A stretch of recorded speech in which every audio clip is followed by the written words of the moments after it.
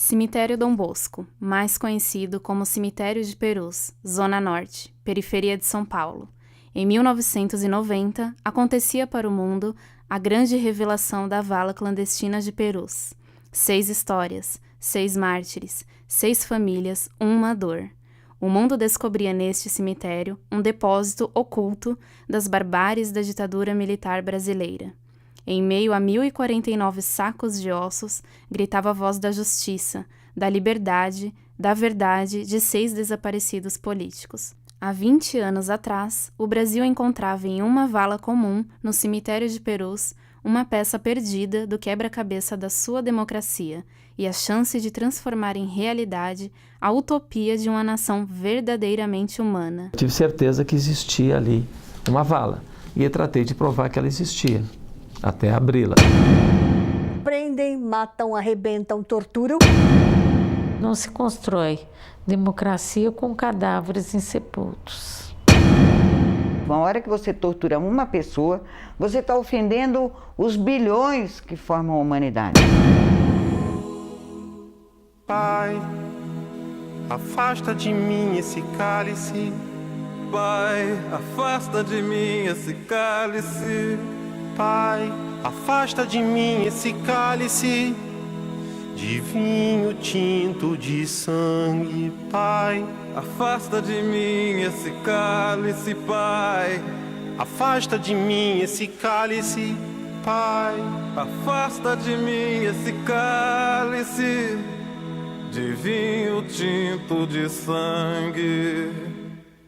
Como beber dessa bebida amarga, tragar a dor, engolir a labuta.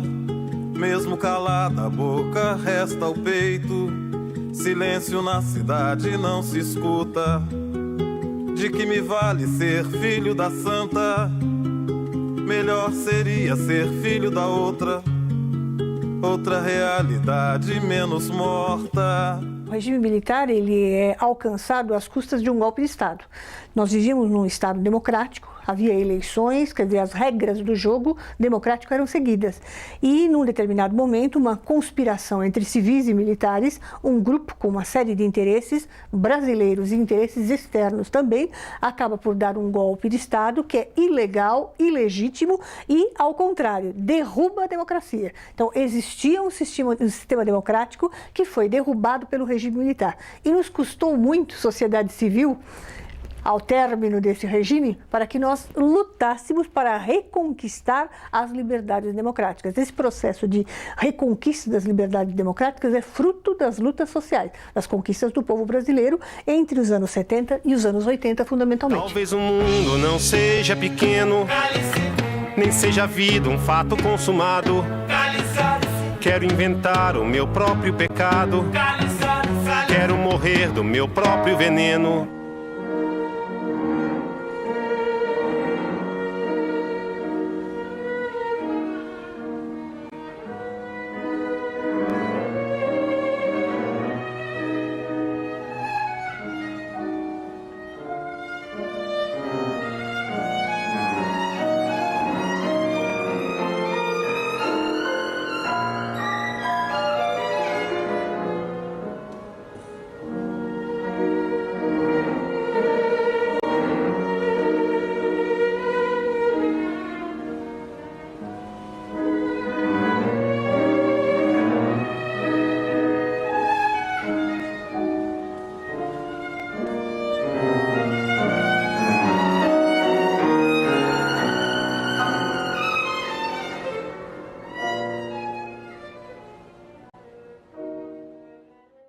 Nos registros de óbitos dos indigentes constava apenas exumado em tanto de tanto.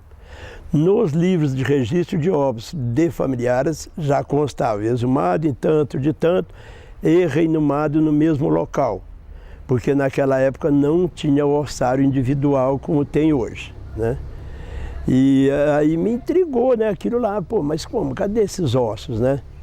Aí eu perguntando para funcionários, né, mais antigos, foi-me dito que esses ossos eram de indigentes, não tinha onde colocar, precisaria da da sepultura para outros indigentes e eles foram colocados numa vala, né?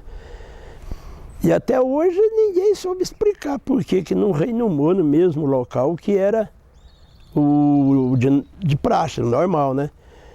Aí eu falei, mas essa vala está onde? Aí me levaram até o local, que é onde hoje existe a concha, né? Era beirando o muro, numa área de jardim, uma vala aberta com a reta escavadeira, onde tem aquela mão boba, né? Que é mais ou menos de uns 80 centímetros de largura, por mais de 3 metros de profundidade. E ali estavam muitas dezenas de sacos, né, com restos mortais. Foi onde eu fiz a vistoria e acabei descobrindo aquela vala lá.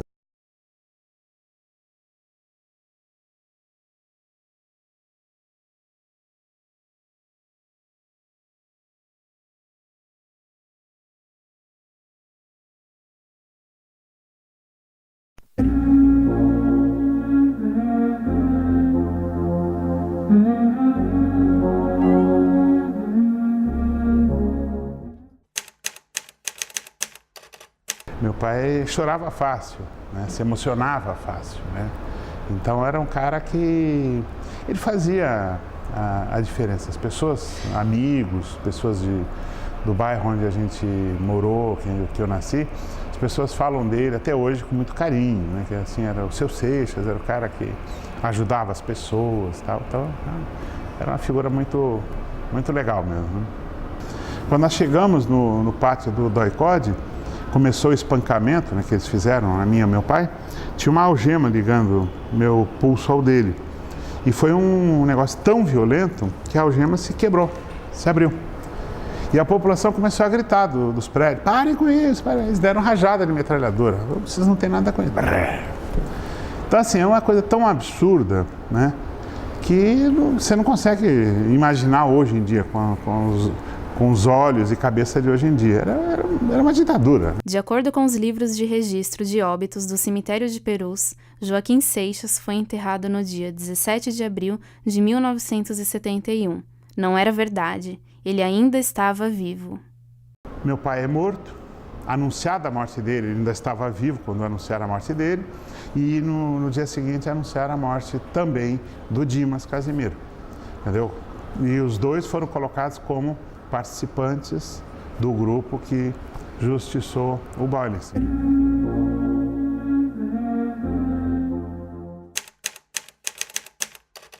Minha mãe foi torturada na penitenciária, na cadeia. O meu pai, ele morreu durante uma chegada em casa, já tinha um cerco armado para ele. Dimas Antônio Casimiro foi executado, fuzilado, em abril de 1971. Em um cerco armado quando chegava em casa, no bairro da Saúde. Jornais divulgaram versão mentirosa de morte em tiroteio com a polícia. Ele foi enterrado como indigente no cemitério de Perus, embora seus assassinos o conhecessem muito bem. As fotos de seu corpo mostram marcas visíveis de lesões na região frontal do rosto, no nariz e nos cantos internos dos olhos. Aos 25 anos, Dimas deixou esposa e um filho de 4 anos de idade.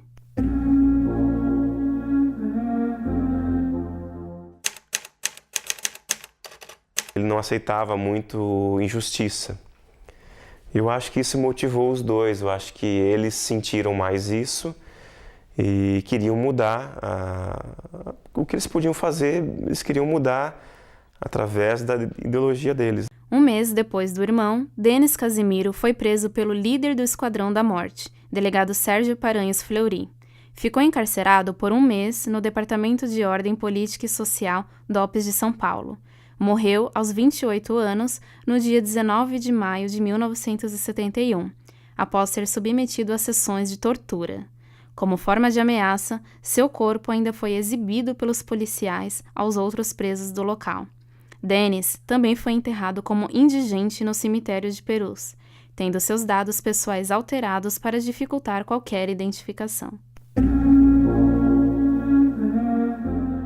Eu só lembrava do fogo saindo do cano das armas. Se eu me borrei, se eu chorei, se eu coisa, eu não sei. Porque eu dei um branco. Eu só lembro de ter acordado no outro dia na cela. E durante anos, eu duvidava da minha própria sanidade mental. Se aquilo tinha ocorrido ou se tinha sido um pesadelo. E eu tinha um pesadelo, esse pesadelo recorrente, de me encostarem no muro e o fogo saindo do cano das armas. E era um troço que eu não tinha coragem de falar com ninguém, por medo de falar com as pessoas e as pessoas acharem que eu estava louco, que eu estava paranoico. Pai, afasta de mim esse cálice. Pai, afasta de mim esse cálice. Pai, afasta de mim esse cálice de vinho tinto de sangue. A Cecília Meirelles tem 2 versos fantásticos que explicam por que essa luta nunca acaba. Poeticamente, do ponto de vista teórico, político, econômico, tem coisa. Mas os versos são: liberdade é essa palavra que o engenho humano alimenta, que não há ninguém que explique e ninguém que não entenda. Sabe, eu acho que enquanto o ser humano tiver essa ânsia por liberdade, por igualdade, por fraternidade,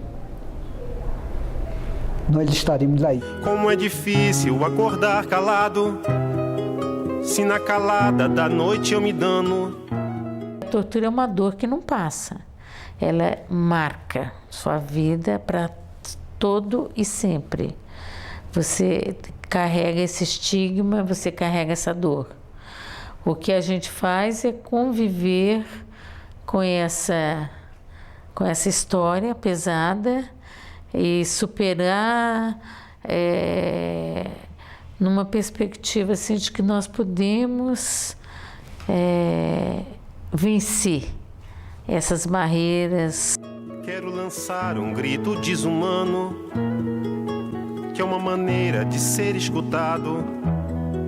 Esse silêncio todo me atordoa. Nós ficávamos sempre nuas, né? No meu caso, eu tinha acabado de ter neném, então eu tinha leite que escorria, me doía muito o seio, tinha febre.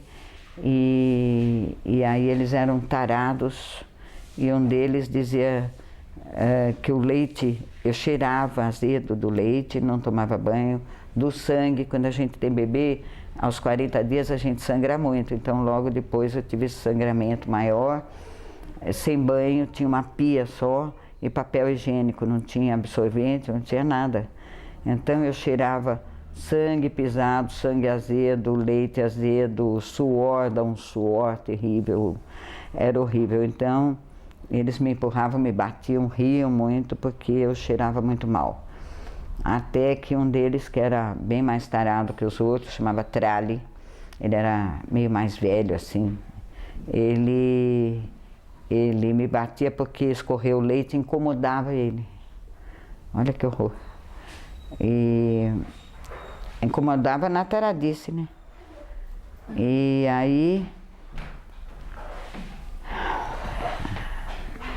aí mandaram me dar uma injeção para cortar o leite. Pai, afasta de mim esse cálice.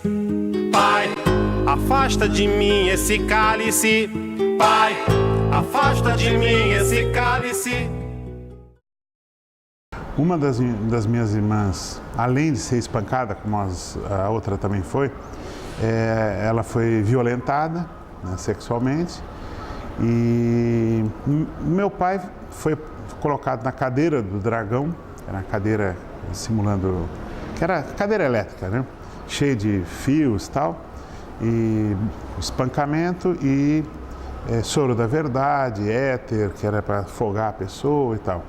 Eu fiquei no pau de arara, fiquei pendurado durante o dia inteiro do dia 16, choque de 2 máquinas de choque simultaneamente, espancamento, tanto que quebraram a minha vértebra, afogamento. Afogamento não é botar dentro de um tanque, é botar um pano cheio d'água e te afogar. Não precisa de muito para você afogar uma pessoa, né? E aí, pancada, aquelas coisas todas, né?